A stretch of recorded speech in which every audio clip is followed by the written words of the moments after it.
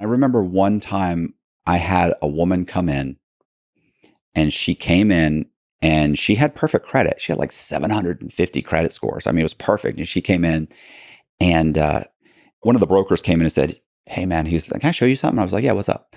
He goes, "Look," he said, "I've got this woman's W-2s here." I said, "Okay." I looked at him, and he goes, "Here's your credit report." And he goes, "Here's the, application. This is the social security number." I went, "All right." And he said, "This is the social security number on the W-2." And I went, "Okay." Keep in mind, you go to get a car loan or credit card, they never ask for these things. So, and he was like, and I'm really shocked he even noticed it. I probably might not have even caught it, but they were different. And I went, "Really?" And he goes, "Yeah." He said, "So I did, she just brought him in, she's here." And I was like, "Oh, bring her in here." So she came in, sat down. I said, "Listen, here's what we just found." And she was like, "Oh, okay. You know what? I don't want the loan. I go, no, no, no, no." I said, "Listen, you're getting the loan. You got a 750 credit score. Like, I don't care what we have to do. We're getting you the loan. I just want to know what's going on.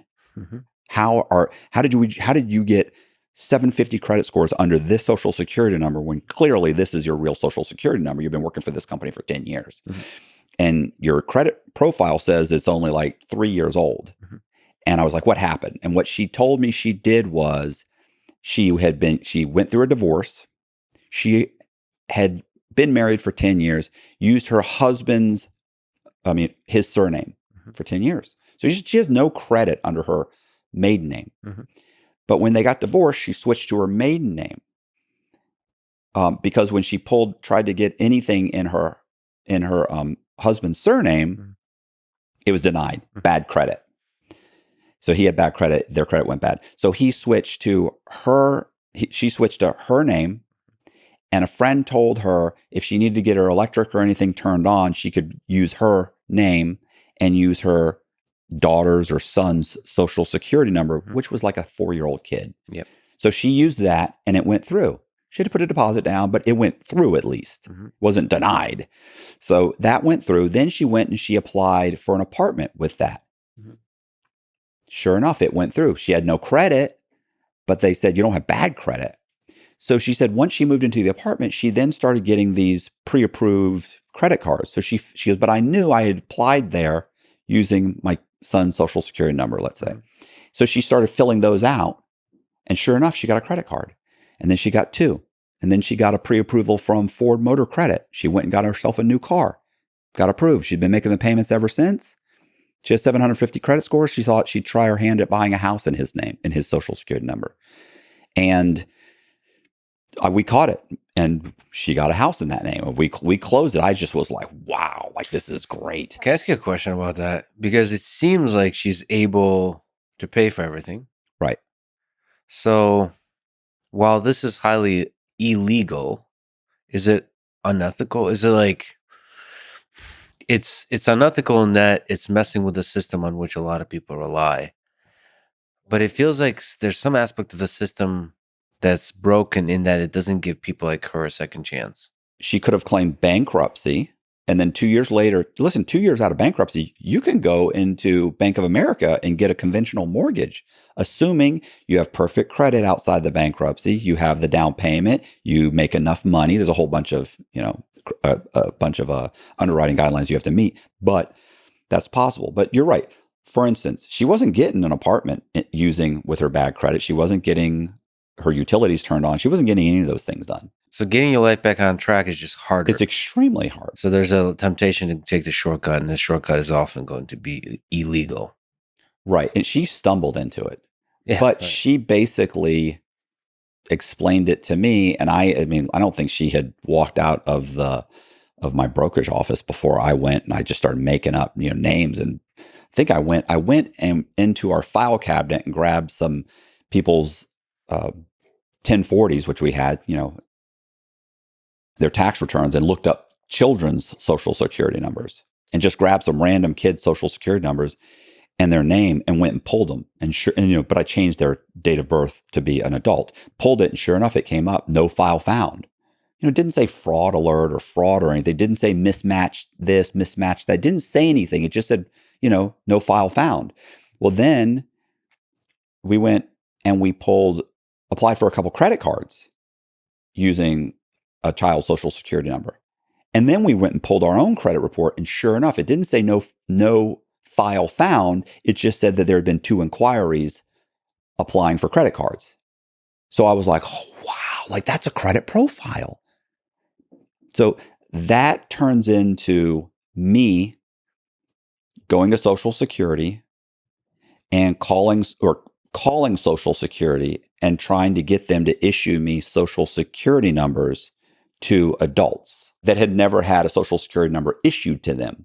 I need to get Social Security number to give me a clean Social Security number. But I called up, and of course, I'm a novice. I don't really know what I'm doing. So I call up and I say, hey, I'm never had a Social Security number issued. And they were like, how old are you? And I was like, I'm 31 years old, and they were, yeah, that's not possible. Do you have a driver's license? Yeah. You have a bank account? Yeah. You have a Social Security number. Bring your driver's license in and we'll pull it up. Okay, well, that's not going to happen. Hang up. Call back. Hi, my son is 7 years old or 3 years old, and he had never had a Social Security number issued. Oh, okay. Was he born in a hospital? Yes. Well, he has one. Go ahead and get your son. Come in here. No, I'm not doing that. Hang up. Call back. So I called back probably 10 times. And eventually, someone said, I kept altering it, kept altering what I was saying. Till I got to the point where I was saying, my son was born with a midwife, not in a hospital. And the pediatrician told us that we needed to get Social Security to issue a Social Security number. And they would say, well, he should have issued it, but that does happen sometimes. So bring your son in and you can fill out the paperwork. We'll have one issued. First we'll check to see he never had one issued. And if he hasn't, we'll issue one. And so then it turned into, my son is out of the country and I need this.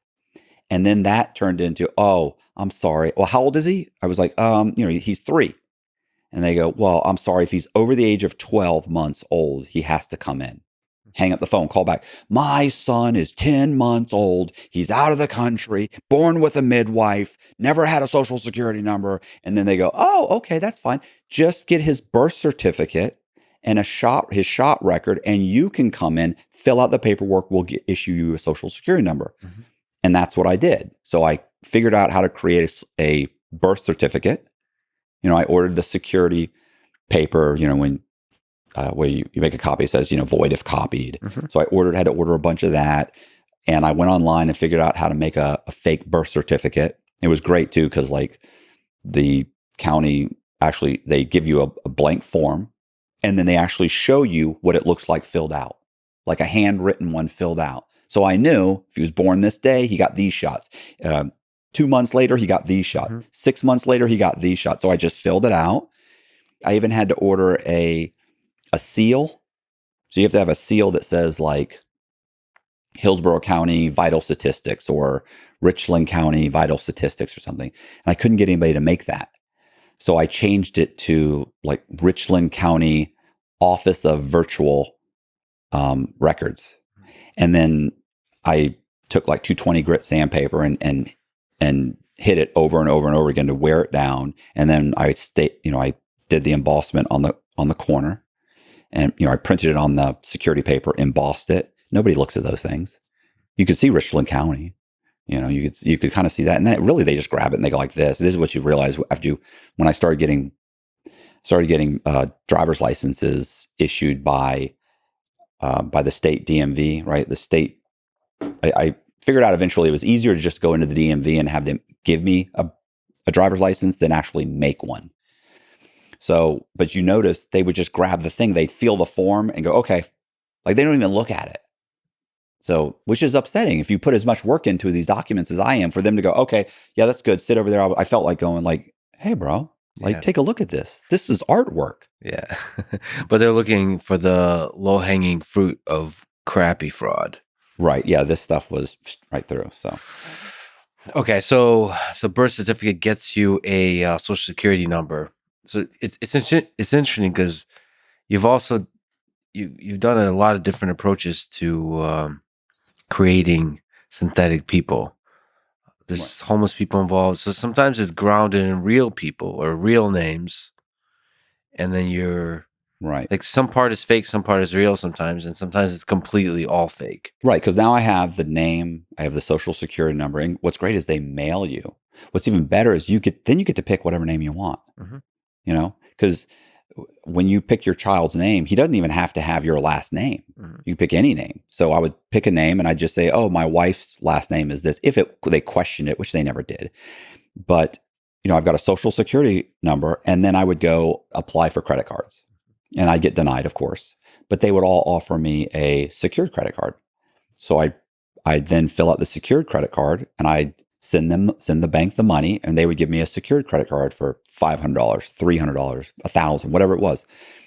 And then once you start making the payments, I pulled the credit, and a credit profile shows up saying that this 31-year-old man with a social security number that I know was issued, a couple months ago, has three credit cards. They don't even say secured. They just say there's like, this credit card is $500. It was issued by Bank of America. This one was issued by Capital One. This one was, so I've got three of them, but I had no credit scores.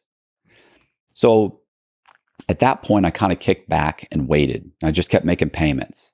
And I remember thinking to myself, I'll bet you that the credit bureaus don't generate credit scores for at least a year. And I was like, God, this is going to be a year-long process.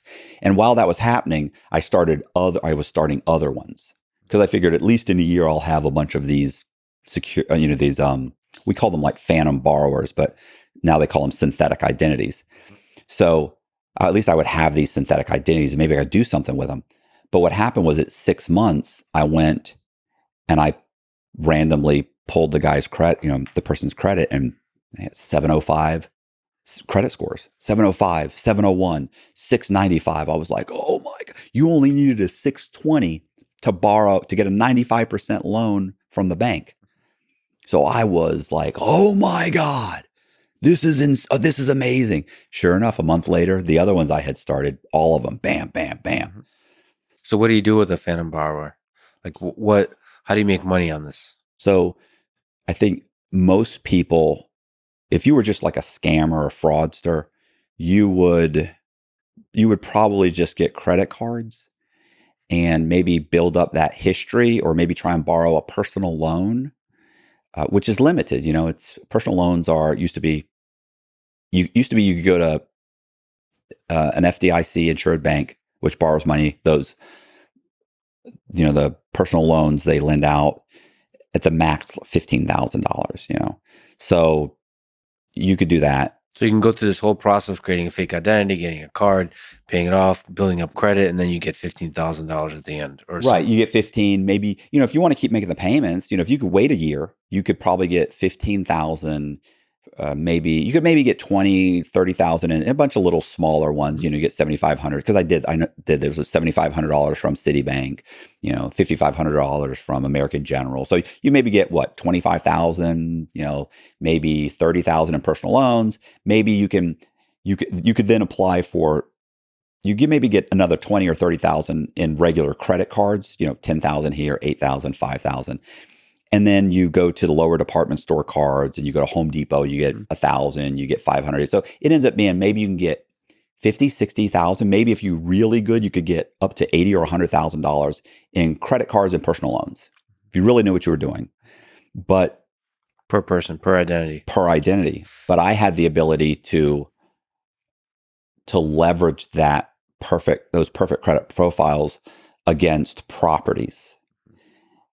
And I mean, ultimately, that's what I end up doing. And so each one of those identities was worth, a few million.